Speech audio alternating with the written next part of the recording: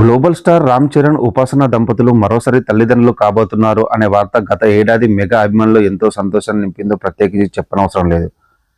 క్లింకారా పుట్టినప్పుడు ప్రపంచవ్యాప్తంగా ఉన్న మెగా అభిమానులు ఎంత సంతోషించారో ఆ వార్తను విని అంతకు మించి సంతోషించారు.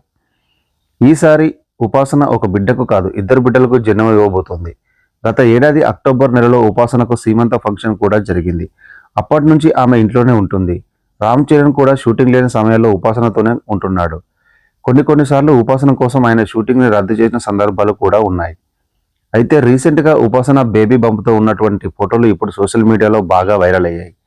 మెగాస్టార్ చిరంజీవి ఇంటికి ప్రముఖ జపనీస్ చెఫ్ అసావా తకమాసా వెళ్ళాడు. అతని వద్దకు రామ్ చరణ్, ఉపాసన వెళ్ళినప్పుడు దిగిన ఫోటోలు ఇప్పుడు సోషల్ మీడియాలో హాట్ టాపిక్గా మారింది.